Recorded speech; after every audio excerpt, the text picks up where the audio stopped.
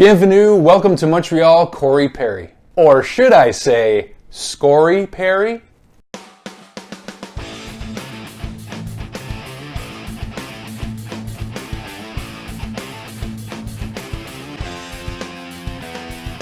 There's no question that the Vancouver Canucks made this game interesting. It was 2-0 going into the third period, and if you weren't a little nervous and you were a Montreal Canadiens fan when they tied it 2-2, you're lying, because Vancouver definitely put up a good fight at the end. I was surprised that I didn't have a good feeling after they made it 2-2. All the momentum was on Vancouver's side, but good teams find a way to win. And that was what was refreshing, is realizing maybe Montreal has, at least so far, a pretty decent team. A big step up from last year. So going to do as best I can to do a one-taker here tonight, guys. It's pretty late at night already, but I love all you guys. You know that as I'm building this channel. And also just want to first quickly say thank you to the first 300 subscribers now to the Drew Deeks channel. It means a lot to have this connection with you guys. And whoever's new to this channel that's tuning in right now, thank you. I mean that. Thank you for taking the time. It means a lot to me. So back to the game, Montreal. You know, this score had to be settled quick, and there's a lot of debate still in the hockey world about fighting, whether it should remain in the game. It's obviously a question, and to be honest, I didn't want Tyler Myers to get hurt. That was one of the thoughts that was running through my mind before this game, is that if Montreal gets into a fight with Myers, whoever it happens to be, I didn't want to see him get hurt. Maybe a couple of punches, settle the score, and move on. And that's exactly what happened. And I really thought that Scorey Perry was going to come in tonight and be that guy, but it was Joel Edmundson instead. And apparently him and Tyler Myers even know each other, as you would have seen before the game in the warm-up. They talked to each other, they agreed on the fight, it happened. Edmundson got a few good shots on Tyler Myers. He kind of just took his lumps, and they moved on. And none of that was part of the rest of this game story, and that was the best part about it. We could move on and talk about the game itself, and that's what I didn't get a chance to do in the last game, which was disappointing. So Barnesy, this one's for you. Brian Barnes, a good subscriber and friend of the show. But truthfully, it was just nice to see this team make more progress, and that's what I wanted to talk about in the last game, was how great of a player Tyler Toffoli is looking right now. He's looking amazing. He could have had a few goals again tonight. He was so frustrated with himself, because when you have a hot stick, you just expect the puck to go in. And he had a couple great chances. Perry had a great chance. Toffoli had a wide open net, but he wasn't expecting the pass from Perry. So, man, just the first goal of the game, I got to be honest, Nick Suzuki scoring that one, beating Tyler Myers to the puck, that didn't hurt. But like I said, that was over with, and they moved on after that. And then, of course, the second goal comes from who else but Scorey Perry. I got to give credit to Eric Engels of Sportsnet and to Jessica, a Habs fan that I've seen on Twitter here. They both tweeted that out, and I had to call this episode Scorey Perry. And I actually almost didn't, because I was concerned when Vancouver tied this game that I wasn't going to be able to call this episode Scorey Perry.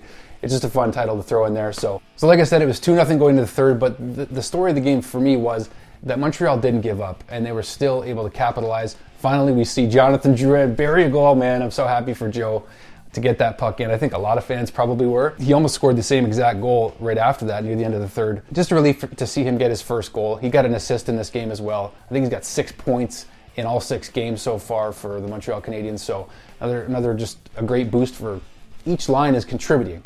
That's one thing you can notice, and the commentators in this game are saying the same thing. Every line is contributing, and there's trust. There's real trust right now with all 4 lines on the Montreal Canadiens, and it has to be one of the most encouraging, if not the most encouraging sign for this team's progress going forward. Let's talk again about Scorey Perry's goal, because it is the name of the episode. So yeah, it wasn't a great goal, but it was just nice to see him get rewarded. Kotkaniemi was so happy for him. Perry was just kind of like, it went in. It wasn't a great shot even, but even not long after that, Perry had a wicked deke coming in the zone, almost got another goal. Just, did his job tonight. First shift on the ice, he blocked a shot, and he was engaged. He was engaged in the game. I really thought he was going to be the one. I think a lot of us thought that he was going to be the one to fight Myers, but no. Scorey Perry wasn't the goon. He didn't do what a lot of people expected he could do, and that was be the goon and step in, and he just did his job. And that was just nice to see. And then, of course, in the third period, once Vancouver tied it up, the rest of the Canadiens didn't seem to panic, even though the momentum was on Vancouver's side.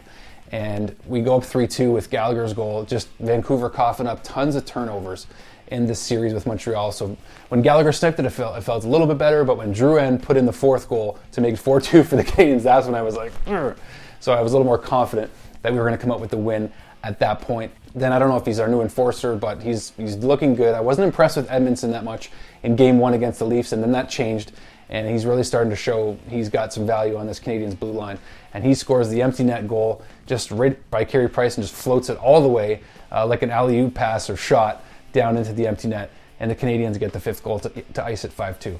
Now the Habs are off for 4 days before they go home for a 7-game stretch back at the Bell Center. We can't wait to see them. I can't wait to see them back at the Bell Center again, even though the rink will be empty.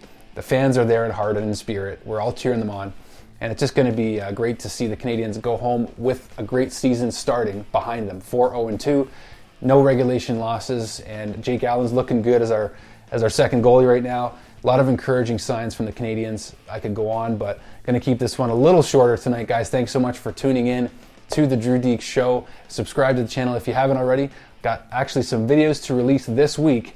I'm not going to tell you what they are yet, but I will be releasing some good content for you guys, Habs related, as we have this 4-day layoff before the Habs home opener at the Bell Center. So stay tuned. Thanks for checking out the channel, guys. Appreciate the support so far. Thank you again to the subscribers that have joined the Drew Deeks team show so far, and we'll talk to you guys soon.